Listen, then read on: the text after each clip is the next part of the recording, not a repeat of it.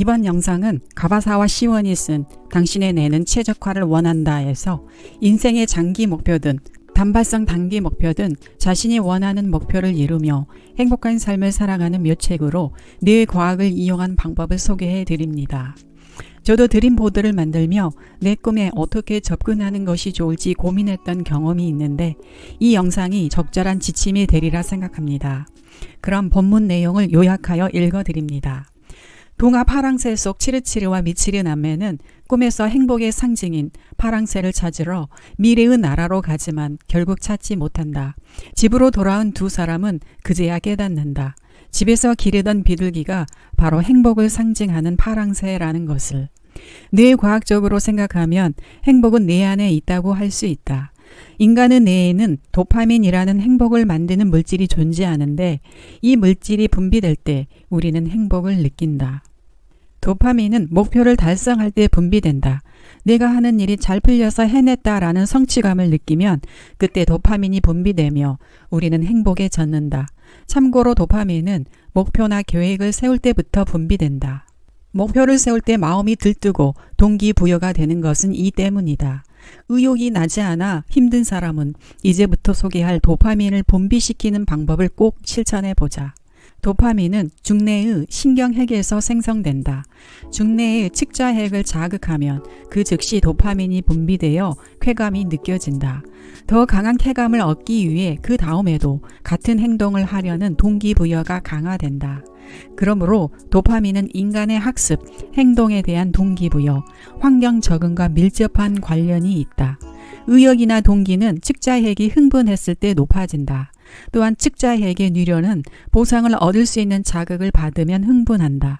재미있거나 기쁘거나 어떤 일을 달성해 성취감을 느끼거나 칭찬받거나 사랑받는 이런 종류의 정신적인 보상을 얻으면 측자핵의 뉘련이 흥분한다.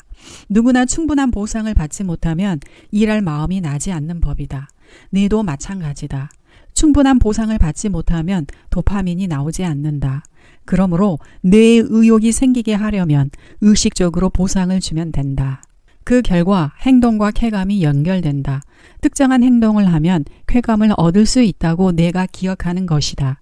그리고 다시 쾌감을 얻고 싶어서 같은 행동을 반복한다. 일상생활에서 무엇을 어떻게 해야 뇌 속에서 도파민이 분비될까? 이를 위한 7단계 액션 플랜을 살펴보자. 1단계, 명확한 목표를 세운다. 보통 도파민이 분비되면 가슴이 두근두근하며 설렌다. 그런 순간을 찾으면 도파민이 나오는 시점을 대략 파악할 수 있다. 복권을 살 때를 생각해보자. 가슴이 두근거리는 시점이 2번 있다. 복권을 샀을 때와 복권이 당첨되었을 때다. 인간은 목표를 설정했을 때와 목표를 달성했을 때 이렇게 2번 도파민이 분비된다는 말이다. 아무 생각 없이 살고 있다가 어쩌다 한번 행운이 굴러 들어오면 당연히 기쁠 것이다. 하지만 그런 경우에는 도파민이 나오지 않는다. 도파민은 스스로 분명한 목표를 설정하고 그것을 위해 노력하거나 연구하는 과정에서 나온다. 그리고 목표를 달성하면 그때 다시 한번 도파민이 나온다. 이런 사이클을 돌리려면 목표를 세우는 습관을 들여야 한다. 그러나 그 목표가 너무 거창해도 좋지 않다. 장래의 원대한 꿈이나 10년 후 나의 모습을 상상하는 것도 자기 실현이라는 면에서는 아주 중요하지만 도파민 분비에는 별로 효과가 없다.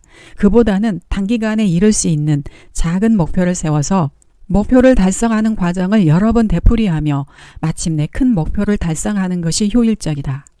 2단계, 목표를 이룬 자신을 구체적으로 상상한다.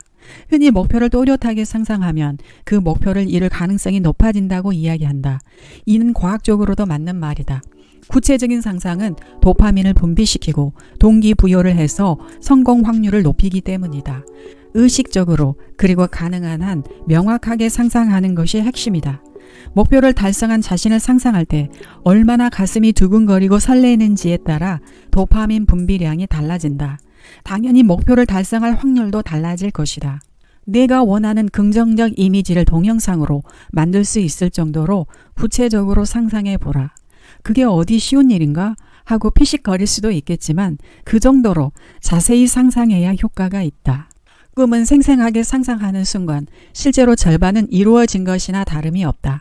이는 반대로 말하면 전혀 상상할 수 없는 목표는 이루어지지 않는다는 말이다. 상세한 이정표를 세울 수 없기 때문이다. 그러면 도파민도 분비되지 않으므로 선뜻 행동하지 못하고 꿈이라기보다는 공상에 그치고 만다. 3단계, 목표를 자주 확인한다. 목표를 종이에 써서 책상 앞에 붙인다. 다른 사람에게 목표를 공언한다. 수첩이나 지갑에 목표를 쓴 종이를 끼워놓고 매일 본다. 이렇게 보기 쉬운 상태로 틈날 때마다 목표를 확인하자. 그리고 그때마다 목표를 이룬 자신의 모습을 상상하며 희죽이 웃어보자. 그렇게 해야 도파민이라는 의욕이 보급된다. 도파민은 장시간 또는 장시간에 걸쳐 분비되지 않으므로 중간중간 보급해줘야 한다. 그것을 위한 가장 쉬운 방법이 목표를 반복적으로 확인하는 것이다. 또 다른 방법은 보물 지도를 만들어 보자. 나의 꿈이나 소망을 잡지에서 자른 사진으로 꾸며서 나만의 꿈 지도를 만드는 것이다. 꿈이 이루어졌을 때의 모습을 사진 등을 잘라붙여서 만들면 된다. 그리고 그것을 책상 앞처럼 눈에 잘 보이는 곳에 붙이고 매일 쳐다본다. 목표를 달성한 자신을 명확하게 상상함으로써 동기부여의 근원인 도파민이 분비된다. 꿈과 목표를 보고 또 보면서 목표를 세웠을 때의 설렘을 시간 날 때마다 떠올리도록 하자. 4단계, 즐겁게 실행한다. 타이거 우즈는 한 인터뷰에서 골프에서 우승한 이유를 한마디로 말하면 뭐죠? 라는 질문에 즐기는 거죠 라고 대답했다. 올림픽에서 메달을 획득한 세계적인 운동선수들도 이구동성으로 말한다. 즐겁게 경기를 했어요. 긴장감을 즐겼죠. 경기장에 서는 것만으로도 즐거웠어요. 실제로 좋은 결과를 낸 사람일수록 이렇게 말했다. 의학적으로도 즐기며 실행할 때 도파민이 팍팍 나온다. 이를 즐기면 동기부여가 된다. 인간의 뇌는 쾌감 자극을 받으면 그 자극을 또 원하게 된다. 반면 불쾌한 자극을 받으면 그것을 피하려 한다. 5단계, 목표를 달성하면 자신에게 상을 준다. 프로야구 정규 시즌에서 우승한 팀은 뒤풀이에서 서로 맥주를 뿌리며 요란하게 우승을 축하한다. 뭐 저렇게까지 난리법석 하고 눈을 흘기는 사람도 있겠지만 그렇게 떠들썩하게 축하하는 방식이 실은 강력한 동기부여에 일조한다. 뇌는 먼저 우승한 사실에 기쁨을 느낀다. 그리고 뒤풀이로 축하하면 축하 파티에 대한 기쁨이 추가된다. 이것들은 전부 뇌에 상을 주는 행위이다. 자신의 목표가 달성될 때마다 자신만의 상을 준비하자. 6단계, 목표가 달성될 때 즉시 더 높은 목표를 새롭게 세운다. 목표 달성을 기뻐하는 것과 만족하는 것은 동의어가 아니다. 현재의 자신에게 만족하는 순간 인간은 더 이상 발전하지 않는다. 그렇기에 올림픽에서 금메달을 딴 선수는 동기를 잃기 쉽다. 세계 1위 자리를 차지해 더 올라갈 곳이 없어졌기 때문이다. 목표를 이루었다면 즉시 다음 목표를 세워라. 현재에 만족하면 도파민은 나오지 않는다. 더 높은 목표를 계속 세우는 한 도파민이 지속적으로 분비되어 당신은 계속 발전할 것이다. 7단계, 1에서 6단계를 반복한다.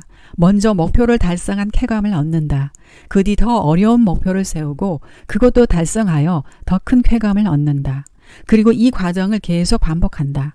이 강화 학습 사이클을 순환시켜 성공 계단을 올라가면 일에도 성공하고 사생활도 충실하게 보낼 수 있다. 도파민이 효율적으로 분비되어 자신이 성장할 수 있는 계단을 오르는 것이다. 목표 설정은 너무 어렵지도 너무 쉽지도 않아야 한다. 목표가 너무 쉬우면 도파민이 나오지 않는다. 반대로 절대로 달성하지 못할 목표여도 도파민은 나오지 않는다. 힘들지만 열심히 하면 달성할 수 있는 그런 적당한 과제가 설정되었을 때 도파민이 가장 많이 분비되고 의욕이 솟아난다. 여러분이 지금 억만장자가 되겠다거나 대통령이 되겠다와 같은 엄청난 꿈을 갖고 있다 해도 그것만으로는 도파민이 나오지 않는다. 너무 큰 꿈이기 때문이다. 도파민이 나오지 않는다는 것은 의욕이 지속되지 않는다는 뜻이다. 꿈이 너무 크면 실제로 이루기 힘들기 때문이다.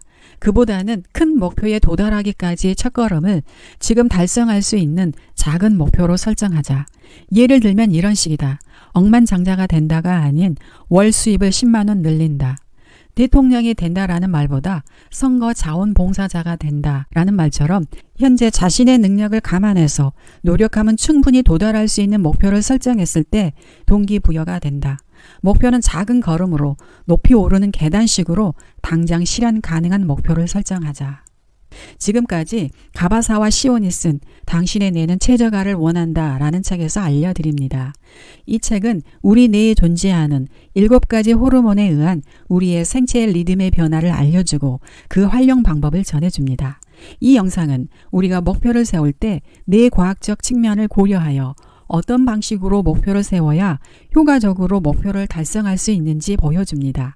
즉, 목표는 크게 세우되 작게 나누어서 단기 목표를 세우며 그 목표가 달성될 때 도파민으로 성취감을 맛보게 하며 성취감을 맛본 뇌는 다시 도전적인 목표를 향해 행동할 수 있는 추진력을 얻는 선순환적 목표 달성법에 대한 이야기였습니다.